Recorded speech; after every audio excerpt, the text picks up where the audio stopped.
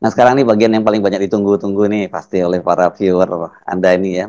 Kalkulasi Anda seperti apa nih Bung Rocky? Karena saya cermati di komentar-komentarnya banyak orang sekarang ngomongin ini kelihatannya Rocky Gerung ini ahli nujum karena yang diomongin selalu ternyata kemudian benar gitu walaupun lambat, salah satunya adalah soal PT 0% gitu ya.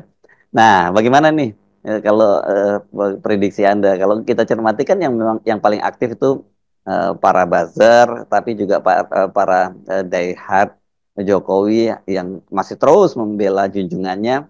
Tapi opini publik sekarang sudah tidak berpihak lagi kepada mereka. Saya kira pengerahan opini publik di channel-channel buzzer-buzzernya Jokowi ini, atau ternak-ternaknya Mulyono ini dalam bahasa yang sebetulnya lebih satiris itu, tidak akan ada gunanya tuh. Karena kelihatan bahwa mereka nggak punya pengetahuan cara untuk menyelamatkan muka Pak Jokowi kan. Jadi apapun sudah terpapar semacam viral ke dunia internasional bahwa Jokowi itu adalah koruptor dalam kapasitas apapun itu. Dan itu membuktikan bahwa memang riset dari OCCRP itu lebih dipercaya daripada riset yang dibuat oleh kawanan ini yang menganggap Jokowi masih 82%. Ya kalau 82%, kenapa yang upload keburukan Jokowi itu justru yang dipercaya oleh OCRP, bukan yang 82% yang menganggap bahwa Jokowi masih diterima oleh publik. Artinya buzzer-buzzer dan infrastruktur mereka di dalam pembentukan opini publik, yaitu lembaga-lembaga survei, itu berbohong sebetulnya. Jadi baru sekarang terlihat bahwa dunia internasional menangkap dengan baik, dengan bagus bahwa sistem opini publik yang dibangun oleh rejim Jokowi itu artinya palsu. Jadi bukan 82% yang sebetulnya pro Jokowi, 80% menganggap Jokowi itu koruptor, dan itu yang dibaca oleh OCCRP. Nah, itu hal yang mudah kita duga dari awal. Kenapa? Karena kita tidak mungkin memverifikasi sesuatu yang disewa oleh Jokowi sendiri kan.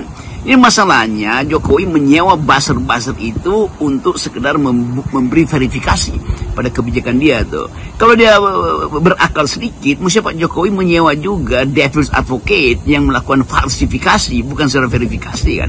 Itu masalahnya. Jadi sekarang makin jelas bahwa arah politik Indonesia akhirnya juga ditentukan oleh situasi global, dan itu yang berkali-kali saya terangkan bahwa akhirnya Pak Prabowo mesti bikin garis batas air kalau hendak mengembalikan harkat negeri ini. Jadi Pak Prabowo nanti akan bertemu dengan investor asing dan akan menanyakan hal yang dibicarakan hari ini, dan Prabowo mesti terangkan, dan kalau dia terangkan dia akan dibantah oleh diplomat-diplomat asing itu. Demikian juga menteri-menteri Pak Prabowo setiap kali rapat melihat dengan miris di atas ruang rapat itu ada dua foto tergantung tuh. Ada foto seorang leader di sebelah kiri dan ada foto seorang dealer di sebelah kanan. Dan orang mulai menganggap bahwa ya mestinya foto yang sebelah kanan udah jatuh tuh. Tapi kita tahu bahwa ada prosedur hukum untuk menjatuhkan seseorang, itu yang kita sebut sebagai impeachment atau impeachable, bisa dimungkinkan untuk diproses secara hukum. Tapi kita lihat nanti perkembangan ke depan, dan mungkin sekali bahwa Pak Prabowo menyimpan semacam wisdom, menyimpan semacam taktik yang lebih dingin lah, supaya tidak terjadi keguncangan untuk mengatasi postulat dari dunia internasional bahwa Presiden Jokowi itu presiden ke-7 yang digantikan oleh Pak Prabowo punya masalah dengan moral, punya masalah dengan hukum, punya masalah dengan kebijakan, dan yang lebih penting punya masalah dengan public ethics. Saya kira itu kita akan ikuti terus perkembangan ini, karena bukan sekedar menarik, tapi ini adalah batas dari kesabaran publik atau kesabaran keadilan untuk menunggu keadilan itu diterapkan di era Pak Prabowo.